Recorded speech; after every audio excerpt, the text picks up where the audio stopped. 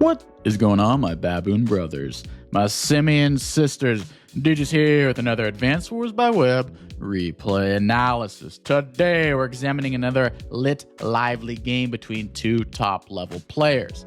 This game was plucked from the Kessler Co-op Tournament, the KCT, a tournament hosted by my fellow Advanced Wars by Web YouTuber Kessler. Check him out, which features a team game tournament where you have teams of 6 to 8 players facing other teams, where the top player faces their top player, second best faces second best, etc. Whoever has the highest game count win advances on. So even if your best player beats their best player and your 8th best player beats their 8th best player, whoever has the highest amount advances. Really fun idea. Honestly, if I wasn't fleeing halfway around the world, I would have joined this tournament. Very fun tournament. Shout out to Kessler. Anyway, this match faced off 2 of the top 1 seeds from each of their teams, Sprightmare versus DeadFS. Now, before we go into the players themselves, let's look at this map right here. This map is called Arachnophobia, a mixed base, somewhat low income map where you have 3 bases versus 3 bases and an airport. There is contested comm towers, and also you have 2 labs instead of an HQ. Remember, for labs, if you lose all of your labs, you lose the game. If you have 3 labs, if you have 4 labs, no one cares. But if you lose all your labs, you lose the game. They do not provide any income. So since you don't have an HQ and you have labs, you actually have lower income. To counteract that, you start off with a little city in the corner that your opponent can capture. So, interesting thing about this map is you have 3 bases, and 2 of them are very weak, and 1 of them is medium weak.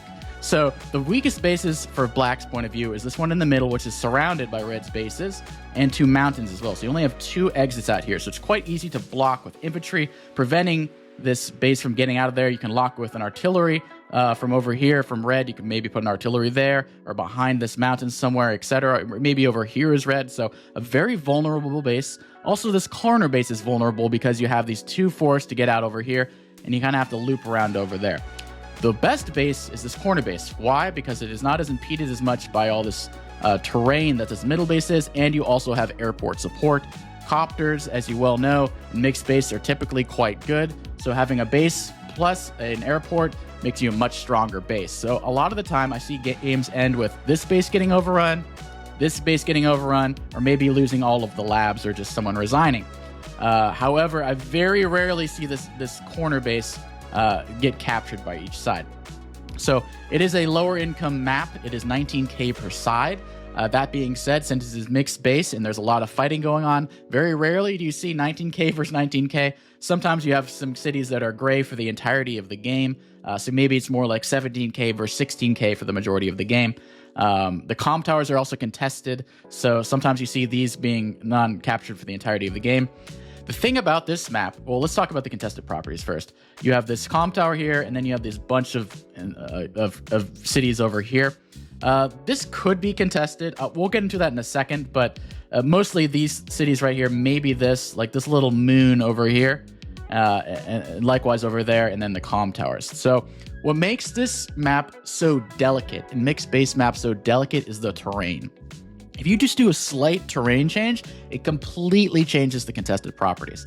For example, this base right here typically goes to black. But if I put a missile silo right here, it makes it much easier for this base to interrupt, and this is never going to be captured by black if you change this one road to a silo. Similarly over here, slightly advantageous to red to capture this property, because to attack it from black, you have to attack from a shoal. So if this was a forest, if this was a missile silo, much easier to interrupt, probably never getting captured by red. But since it's 2 turns to cap over here and it's 2 turns to interrupt over here, typically you're going to see red eventually get this comm tower. Very rarely does black capture this comm tower. At best, usually they deny it with infantry attacks, maybe even an artillery that can get there in 1 turn. 1, 2, 3, 4, 5. And then you can just keep shelling that. Lock it with an artillery. So a lot of the times, just slight terrain changes can completely change the game.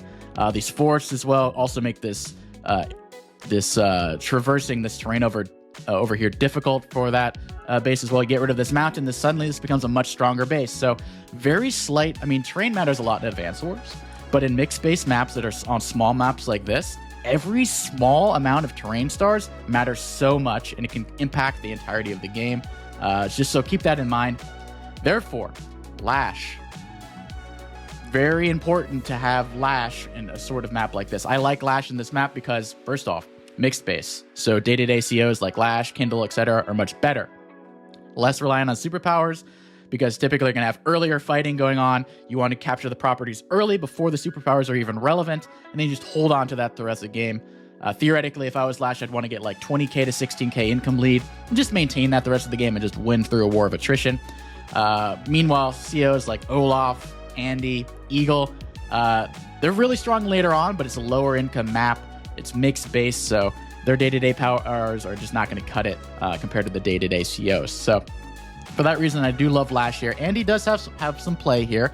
If as far as the non-day-to-day COs go, Andy's probably the best of the bunch compared to, say, like Olaf, because he can capture maybe a comm tower, gets knocked down to 5, use your superpower, then you actually get through the comm tower, maybe other contested caps.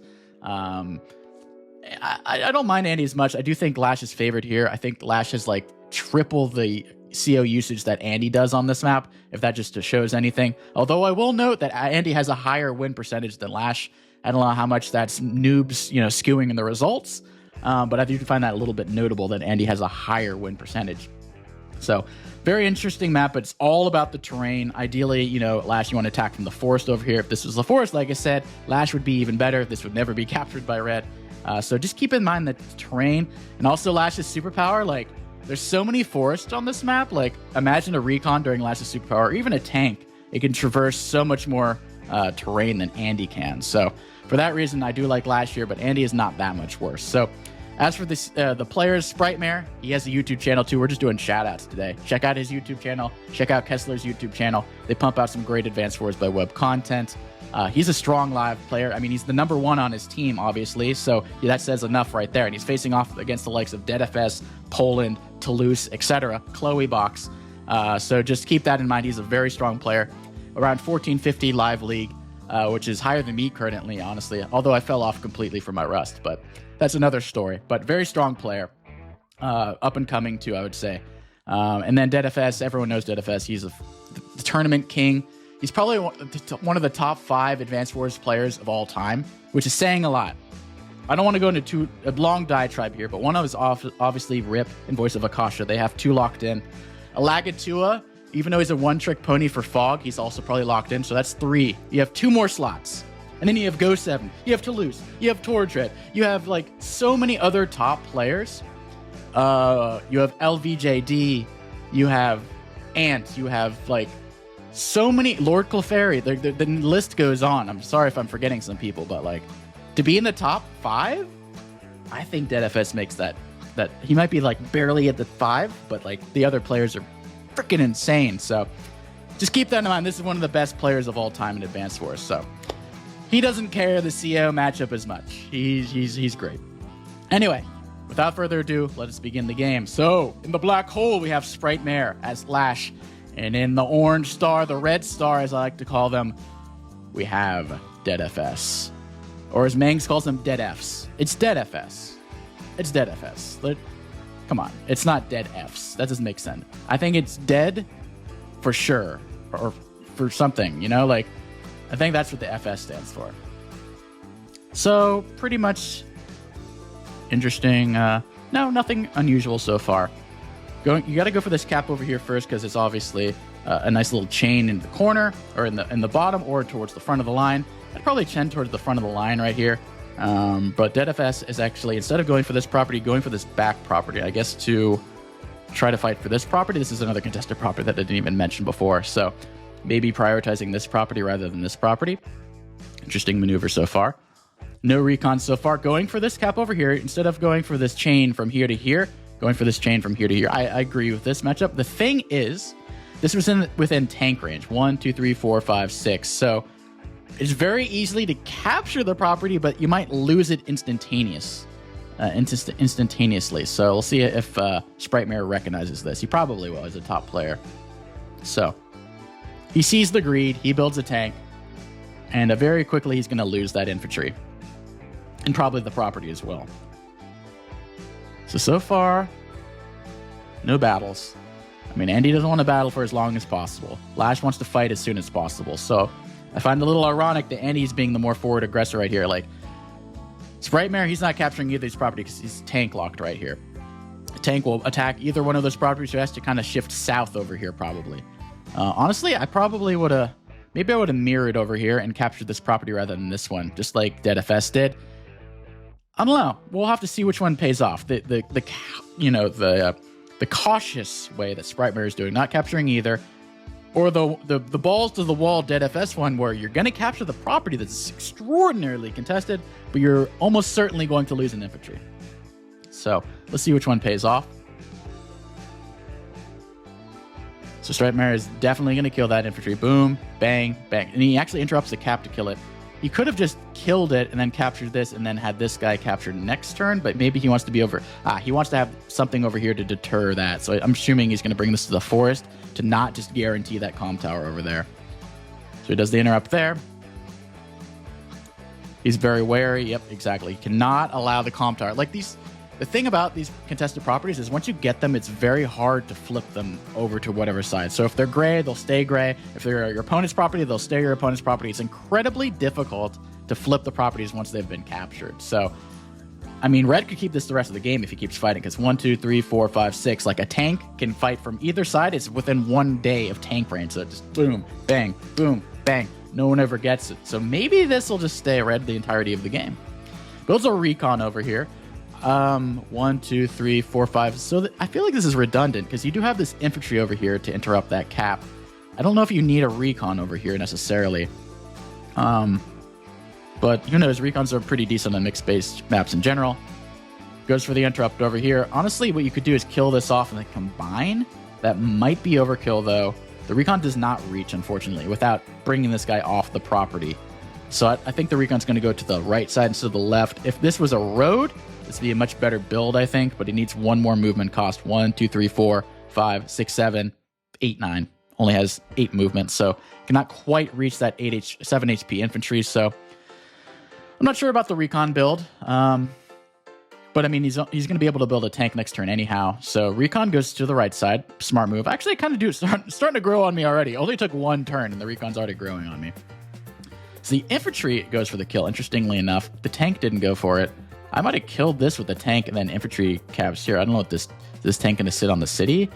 I feel like the infantry should be capping and forcing these infantry to fight it. I don't know where this tank is going to go. Huh. Yeah, I feel like that's a little overkill. Okay, going over here, defend off the comm tower cap. Okay, a bit of a front switch. A little passive, maybe? 1, 2, 3, 4, 5, 6. That's covered by a tank, so Red's definitely going to build a tank from this base next turn and cover that property. I question the utility of moving up here. I might have liked to see it sit on that base, and then Andy can attack from a road but lose the engagement. I kind of like it sitting here on this base, honestly. But we'll see. I see why. He wants to capture the comm tower very badly. So, interrupts here, kills an infantry. Tank fights back. Endless slaughter of units. So let's see if that pays off. That's a free tank hit, by the way. There's nothing to stop this.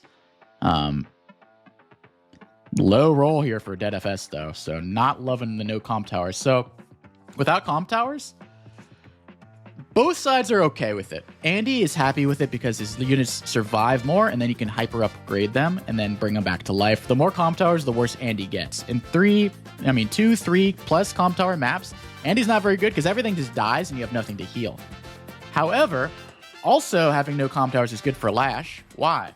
Why would Lash be better with less comm towers? Because her firepower bonus is that much more noticeable. She gets the 2-hit KOs that no one else gets.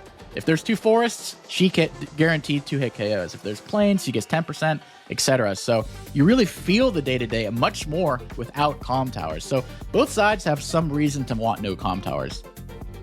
Although I'd say net positive probably for Andy. A little bit slightly more. Sacks the infantry. I would have bring your soldiers home, guys. Come on. Bring your soldiers home. Really wanted that 1-hit KO, I guess. Oh, is this Freaky Reek come? Oh, look at that. Look at that terrain. Boom. Okay, that's not a bad hit. Now you got to bring this tank over here. Oh, this is going to be a good turn for Sprite Mirror. You just got a bunch of kills. And that's 1, 2, 3, 4, 5. That's not covered from the... Oh, it is actually because it can't go around. It can't attack from there and it can't attack from the forest. So that is actually covered by the tank. This is a good turn by Sprite Mirror. The only issue is you need to bring this back and build like a mech, because those are hanging. Yeah, definitely hanging. That is not covered. Builds a tank from here. But this is hanging. Honestly, I'd still build a tank here, because that's hanging, regardless if you build a tank here or not. I don't like this capture. It's 2 free tank shots. This recon doesn't do anything, and this tank doesn't do anything. I don't like this capture, and I don't like this infantry going here without a tank. So that's gonna be 2 free tank shots for red. Gonna take each of them. I'm positive. Yep. I really love the turn before that. And that's a beautiful clear right there. And you won't be able to KO that because there's no comm towers. Really like that. And then build another tank here for dead FS. Sprite was on the cusp of a really good turn. Started off beautifully and then kind of just fizzles out at the end. I didn't really like the ending of that. But before that looked pretty good. And the other thing about facing Andy, you want to finish off his units because he's just going to bring them back to life. So questionable with this. See, this tank is kind of cut off. Like, this is beautiful terrain right here. You can't double tap it. It's tricky. Okay, so he's definitely building a tank chain here if he's allowing a hit. Is he going to try to surround it with a CO power? 1, 2, 3, 4, 5, 6. He will. Oh, ooh, feisty. Okay. Sprite with the tactics. Really wants... I don't like putting this here. The terrain is... He's going to put the tank there and hit you. Like, that doesn't make any sense. Like, put it back 1 square here. Put it back 1 square on the shoal. Make him come into you. Or fight into you. Ooh, come into... Ugh. 1, 2, 3, 4, 5, 6. Put it here. Build a tank. And it's covered by a tank. Here it's not covered by a tank. Except for this one. You attacking the comm tower. And then Lash attacking from a shoal onto a comm tower. Versus Andy with no comm towers. He's going to pull back that tank and heal it up with a hyper upgrade. So I really don't like that play. A lot of like... I feel like Sprite is really hit or miss right now. Some like really smart tactics. I love this tactics. I love the recon tactics. Letting that hang over there. These engagements right here, I'm not loving. There's some genius moves though. So let's see if the good outweigh the bad. But there's some shaky stuff going on along with the good stuff. DeadFS on the other end is playing completely consistent. Just doing his thing. Yeah, like this is just free hit. Doesn't even choose to attack the shoal one for some reason. He wants to finish off that, I guess. Builds a mech. First mech of the match. Mechs aren't terrible here. You have 2 mountains here. You can pull off one in the mountain and try to prevent a base rest scenario where you lose that base by having a mech. Also, another thing in mixed base, you don't see artillery very often, especially in this weak base over here. If you're going to build an artillery, you're going to build it on the strong base, but he's double arty. I don't really love artillery in mixed base in general. I guess the premise of this is just to lock that to perpetuity by putting the artillery here. This one is probably base lock that. But I feel like artillery is just a really big gamble on mixed base. Yeah, I don't know. We'll see if DeadFS can make it work. Also, you have limited time. You have limited units because you only have 1 base over here. So you have limited infantry to make infantry walls. Typically, artillery, if you only have 1 base, difficult to defend them. You can set them up, but then defending them with infantry to block attacks in is very difficult usually. So I'm not sold on that artillery move. Sprite Mare's getting some good hits here, though. He's going to kill off that tank quite easily. He's going to capture this property quite easily. Got a free tank kill, but he did allow a lot. But he allowed a free infantry hit over here because this is completely out of position. And then if you attack from the plane over here, hoping to get some firepower, that's when the mech spanks you. So I really didn't like this move over here. That just didn't work out well. And that's got to be super defensive here, and it's not even covering that anymore. Like, ugh. DeadFS with the income advantage, though. He's got 17k to 14k. Sprite Mare did get some kills off. He's ahead 7 units, so he's definitely killing and finishing off units. But DeadFS has the income lead. And it's really hard to flip properties back, like I mentioned before. So let's see what Sprite Mare can do. Brings the recon in to zone out the artillery. Copters are really good on this map. You can front shift past this river, make it hard for an anti-air to catch you. So you have to build an anti-air from here. You have to build an anti-air from here to really deal with the copter. So very tricky unit. I don't know about this attack right here. You need a follow-up. So you need to build another. I mean, it's not a terrible attack, but it's going to be healed up and you will not be healed up. So he definitely needs another tank. Builds his own artillery. I question the artilleries here, honestly. Yeah. I don't know. Another hanging infantry. Can only attack into that once. And then there's a mech, so just another free... Dead FS is just plucking these infantry. He finds the infantries that are undefended, and he finds a way, finds a tactic, and then he can't fight back. You fight back into that, he's hyper upgrading next turn. You knock it from... You do an 8-5. You take 2 damage, he takes 5 damage, hyper upgrades, and then it's 10 to 8. And you're like, wow, I lost that engagement even though I got the first strike. So, and it's bridge to road, so it's ugly. And then there's a mech too. It's just a losing engagement in general. I mean, the only good thing for Sprightmare is I feel like this artillery is a blunder. It's super passive. It's not doing anything whatsoever. This recon is literally holding down 6 units over here. 1 recon is handling 6 units. That's how bad this artillery is right now. So I don't think it's a big deal. This artillery has to back up, so maybe you can sneak the comm tower and combine and use a terrain tactics. Whoa. Fighting in. Ah. Okay, he's going in. Trying to overload there. Do you interrupt the cap? Do you attack the tank? Do you attack the artillery? Or do you attack the recon? Do you attack the other tank? Do you retreat? Very difficult decision to make for the artillery. I'm just going to emphasize again, I don't like artillery on this map for that reason. We have a lot of uncapped properties. I mean, the income lead now is to Sprightmare. And if we capture this property, it will flip even further. So Sprightmare is winning the income advantage, winning the unit count advantage, but is a little bit behind on the unit value because Deadifus has had a 3 to 4k income lead the past like 4 to 5 turns, so that's adding up. So looking a little scary over here for Deadifus, because if you build an anti-air, the tank might be able to spank it with a CO power. If you don't build an anti-air, then whatever you build, the copter is going to hit. So it's looking a little scary over there. This artillery, man, not looking great. Not looking great. Artillery lock coming in. Tanks getting these free shots, man. That is the theme of the match so far. Deadifus is spanking those units with his tanks. Goes for the cap interrupt. Ah, okay. And only builds an infantry. Okay. It looks like he's sacking towards some charge maybe with this recon.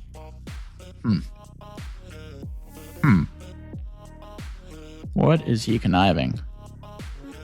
Attacks the artillery. Copter front shifts. Got to bring this back over. Yeah. Interesting. Okay, really trying to overload that base because he retreated over here, so now he's front shifting over here, which makes sense. Typically, you front shift away from artillery. Technically, he is front shifting away from artillery. So it makes the artillery have to move. Builds a medium tank because this artillery is... He's starting to look like he's going to lose this base and the red's going to lose this base because that's why you need this copter here. There's no real answer. You have your own copter here, but it doesn't really reach in time. It only covers up to here without the superpower, but we're getting close to superpowers. These are just free hits. This is a free cap. Deadifus will regain the income lead soon, it seems. Going to be losing one of these tanks maybe, but if you shoot one with the artillery, it just lives and hyper upgrades back. So the artillery is just chilling. He's going to lose it this turn. That's going to kill something. Attacks the tank. If you move this infantry here, you can kill with the copter, and then the revenge kill will be struck. So it's not the end of the world. You can combine. I would combine here and attack with the copter. And then this dies to the artillery next turn. Yeah, I like that. Good move. Good move. Yeah, definitely overloading over here. That is not a free hit, though. I think he's going to build an anti-air, but it's very easy to choke off these positions, though. I think he's going to get a copter hit here for free, and then you're not going to be able to revenge kill that. I just know Deadifus and his tactics are way too good. Way too good. So I have a feeling he's going to find some sort of shenanigans. I don't like this hit here either. He's just going to hyper upgrade that back, and then the mech's going to kill you. Don't like that at all. I would retreat that here and build like the mech anyway. This is going to be a really good hyper upgrade. Copter's going to strike first, I'm sure. Here comes the hyper upgrade. And that heals up this too, so it looked like he's going to get that comm tower. See, this is just a free hit, man. Yep. I knew he'd find a way to block it, or attack it, I guess. Yeah, I don't think you're getting a revenge kill on that copter. Just, oof, this is a really strong hyper upgrade. Oh, I'm not happy if I'm Sprightmare. I'm not happy if I'm Sprite Mare. This is looking rough. Looking rough. Sacks in. Oh, he's got some shenanigans going. Comp tower. Prime tactics. All right, he needs something really good here. Because he's looking really screwed. He's behind on everything. Literally every count. Unit count. Oh. Okay. Beep, beep. Boom. Oh, base lock. Okay. I think Sprite Mare, if he does not get his base lock, he just loses next turn. Because he's losing everything else. He needs some sort of compensation for the losses he's taken. That's very good. He needs this cap as well. It will be interrupted, maybe. Kills off the anti-air. Medium tank does get a hit. Oh, it will be able to reach the copter. It will be able to reach the copter. Kill it, too, probably. Boom. Okay. Sprite Mare is back in business. This is a pretty good superpower for him, honestly. He really needed that. He was losing pretty hard. But now, ahead on everything except for income. We'll be getting this. Maybe the interrupt. Maybe not getting that. But trying to get that. It's probably going to go for the hit here.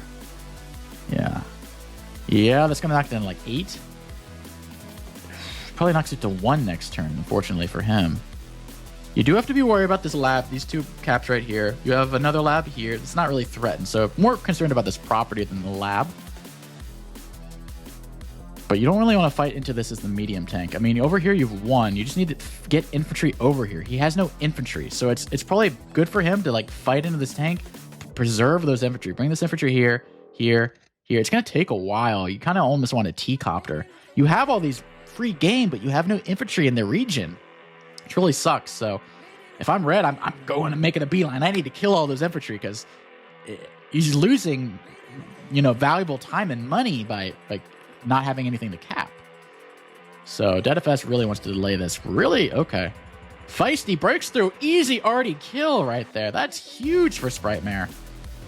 That's huge. Okay, smart move. You need to keep this infantry alive. Good. That's a free tank. I didn't even see that. That was actually a very smart move. I didn't realize you could just cross the river like that. And now this guy, yeah, just go for the base. Honestly, just get the hell out of here. Go for the base. And then once you get the base, you heal a little bit. You go for this chain over here, and then you build another infantry and capture everything else over here. You'll probably capture this soon. So Sprite Mare looking pretty good now. I mean, things just shift so wildly in mixed space. It's hard to predict what's going to go on. And this tech, that medium tank, is really paying off. I mean, DFS has had an income lead for a while now, and really good tactics getting free infantry hits, but that medium tank has paid for itself already just by sheer kills. It's going to get another kill right here. Like, how do you deal with this? There's no artillery to deal with it. You need to tech up yourself. You need to start building a bomber, maybe. I mean, you have 24,000. Build a bomber, build a neo tank. Something to do with this medium tank. It is having the time of its life. Build the bomber. A bomber on this base is incredibly scary because of the 2 mountains. There is a weakened anti-air. There's already a copter for red, so that's going to be really overwhelming. So you really want to build an anti-air this turn, but there's so many tanks. You got to move this guy the hell over here. You got to build an anti-air. You got to pray. Or maybe you build a fighter. He has a lot of money himself, honestly. Either an anti-air, double anti-air, maybe you'd build an anti-air here, and it's hard to reinforce this over there. And this could one-shot that little pipe seam, and then you can start putting pressure over on this base. Bomber's really good on this map, apparently. I didn't realize that. That's a free kill. Okay, just barely killing off units. Goes for the anti-air route. Send this guy south, bro. You need to capture these props. Bro, what are you doing? Capture these properties. What are you doing? This doesn't even reach. This doesn't even reach that. I don't like that. You need to capture these properties. You fought hard to get that base lock. You need to capture that. Okay. Hyper repair coming in. That's the CO power.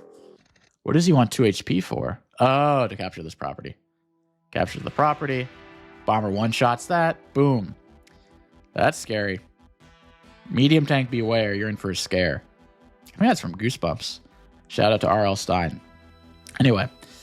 You're losing this. Why did you move this up here? You're not even stopping this base. The copter doesn't reach. Infantries don't reach. Tank could reach, but probably going to die. Look at this chain. 1, 2, 3. Beautiful chain, and there's nothing to stop it. Retreating as he should with the bomber. Now you need to build an anti-air over here. That's forced for sure. Okay, kills off the infantry. What are you doing? Bro, there's a bomber right there. And this is the tactic king, Dead FS.